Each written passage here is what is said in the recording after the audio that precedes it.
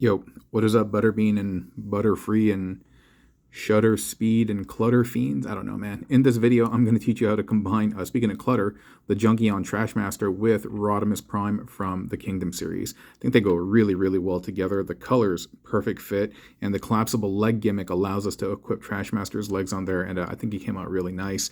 One can argue that the backpack is a little big, but it's Trashmaster. What are you going to do? And I don't know. He's kind of he's kind of giving him the deity motif with the extra arms on it, and I don't know, I'm not too mad at it, actually. Yeah, so I'm going to take him off the Lazy Sue, and we're going to break him down and go do a deep dive in terms of how he's built. All right, jeez, tongue failing. 1 second. All right, we got him in this nice heroic pose, but that's soon going to come to an end as I start taking him apart. Rodimus is really fun to build with, and you can do some great things with Ultra Magnus and Slammer. You can actually equip the Ultra Magnus boots to the bottom of Rodimus's legs using Slammer's forearm. Really, really great fun. And right now, he just looks like Cotton Hill. Yeah. I fought in the Korean War. I think Cotton Hill fought in the Korean War, right? I mean, he's a fictional character. I know. But okay, after we remove all of this, this is the magic right over here. So Rodimus has these like flappity flap bits that will fold up, or actually, I think it's folded down in robot mode. But that being on a hinge allows it to hinge with the flappity flap from Trashmaster. And everything is connected using these hydraulic bits, which are probably some of the most useful bits from Trashmaster. And along with these, the torso is it's not that great. It's not that great. But yeah.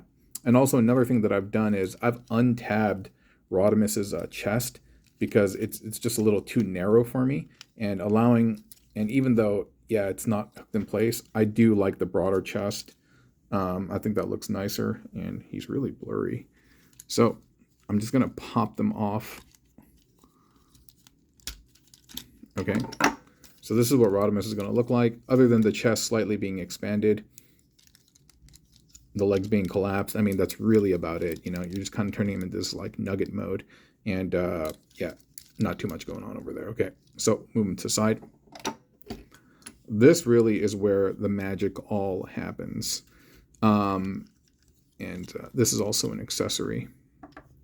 So the way he's supposed to transform is these arms would normally be over here. He would be facing forward.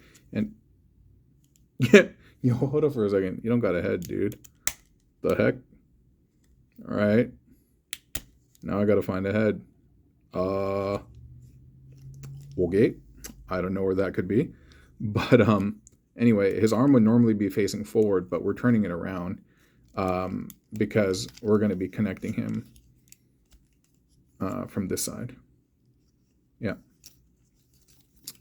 So yeah, like I said, the arms would normally be facing forward, like so, but we are turning them around.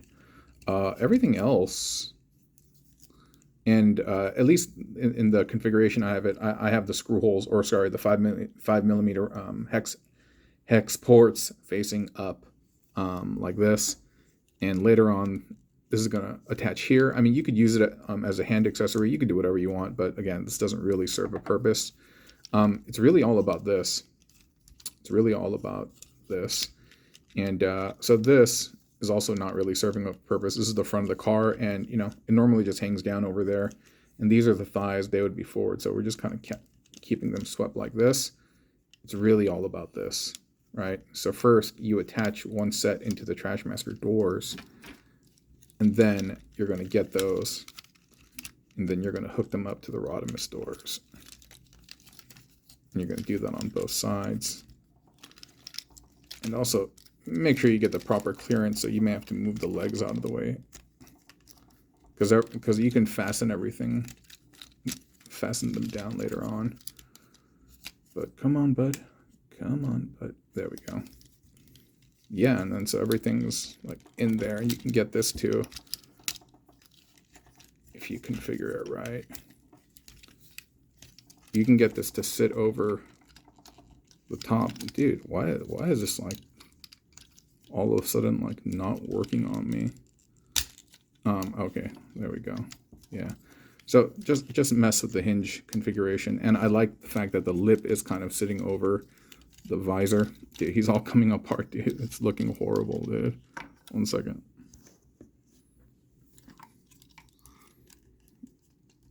Then we get the arms positioned like that.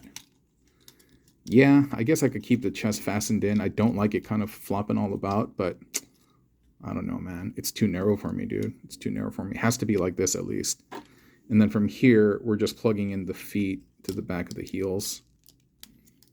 Just kind of bringing that down. And if you want to get into some dynamic poses, then sure, you can lift up, do different things. And it even covers up that knee gap. So I think that's pretty tight. Otherwise, it's just going to look like that. And that looks really nice. It just kind of folds over at the front. And yeah, pretty much, I mean, that's it. And we can give him his blaster. We can give him the sword. And then we could have the little chomp chomp hanging over his head, or it could be put in his hand. But yeah, you just dynamically pose him however you see fit. Oops. And try not to mess with that sculpt too much, or try not to mess with the collapsed leg too much. Meaning that it doesn't need to come undone. But dude, I could tell he's about to fall under his own weight. But I'm going to pretend like he's going to get all super cool dynamic pose, and he's going to fall, he's going to fall, he's going to fall. All right, dude, forget it. Anyway, that's how you do it, friends. Yeah, hopefully you have found this video entertaining and in educational, instructable instructions. I don't know. You know what I mean. Okay, hope you found it useful is what I'm trying to say. Have a nice day. Bye.